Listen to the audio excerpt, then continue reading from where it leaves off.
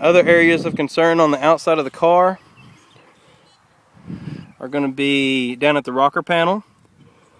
The rocker panel underneath the door, before I bought the car, whoever had it high centered it right about there, maybe hit a curb or something, kind of bent it just a little there, you can see it. Looks pretty good otherwise, and you don't really notice it unless you get down on the ground. All the fenders look good at the bottom. Quarter panel looks good. No rust in there that I can see. If you open the door jambs look really good. This one is nice and solid. There's no rust down here. There's just a little bit of dirt and grime in the body seam. This door light switch right there operates the light. The driver's side, for whatever reason, the switch does not work. The doors are good shape. The bottom of the doors are rust-free all the way down. I've got pictures that show that. The power trunk is located in the glove box.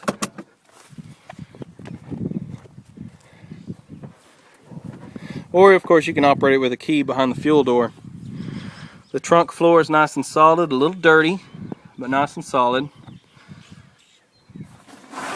The original T-top bags are there. No rust in the trunk. It does have a custom tire cover back there.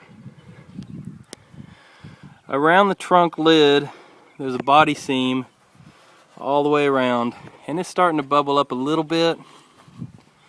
The trunk is in nice shape, but that would be an area of concern, I guess. If I was going to do body work, I'd probably want to have somebody really look at that.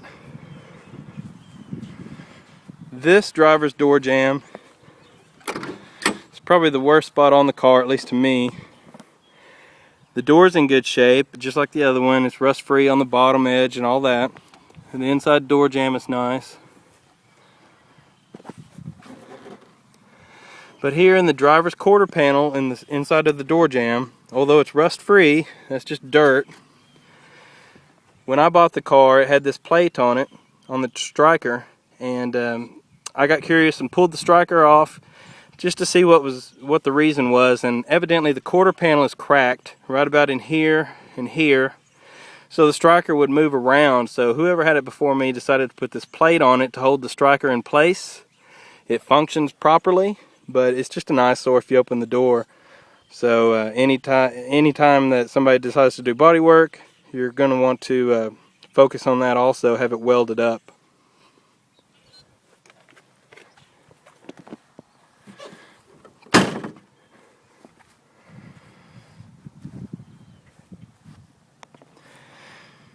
The only other part of the body that really bugs me is right here in the fender. It's a little cloudy today. I don't know if you can see this. When I put these snowflakes on about 12 years ago, you have to re-torque the lug nuts for about a week every time you drive it, or these lug nuts tend to loosen up. I had aftermarket lug nuts on at the time. Now these are original reproduction lug nuts, so they fit and operate great.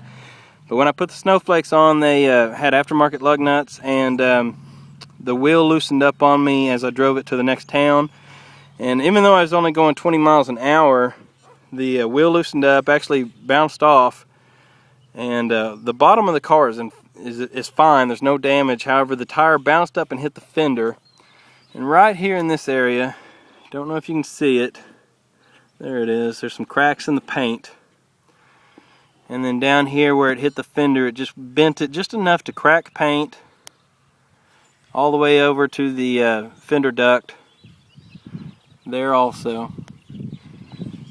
And whoever buys the car, I do have a nice used fender to go with the car if you choose to take it. The body shop should be able to fix this fender. However, everybody says if I have access to a replacement, that would probably be easier and less time consuming as far as labor to fix the damage. The rest of the car looks really good. Again, although it looks really, pretty decent in the pictures and video, the paint just really bothers me. You can drive it anywhere you want to and be happy with it, but it does have some nice little imperfections under the paint.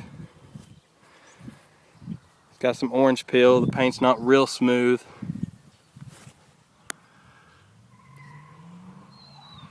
Here's some of the imperfections in the paint. You can kind of see.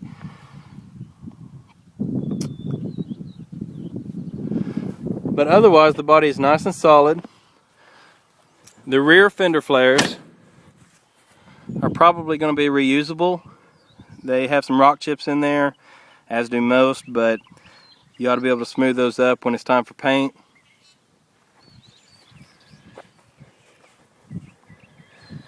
The mud flaps were added when I bought the car just to help protect the quarter panels in the rear fender. And they've done a great job doing that. One area that people often ask about is right here. Don't know, let me go to the other side, we'll see if we can see it better. Both sides are this way. You can kind of see some imperfection here in the paint. That's not rust. Actually, what they did when they built the cars were put a lead seam in between the quarter panel and the roof. And when the car was painted, originally the old paint that was on it was peeling off of that lead seam. There was no prep work done when this paint job was applied, and therefore you see those imperfections under the paint. So it's not rust, it's just poor prep work before the paint job.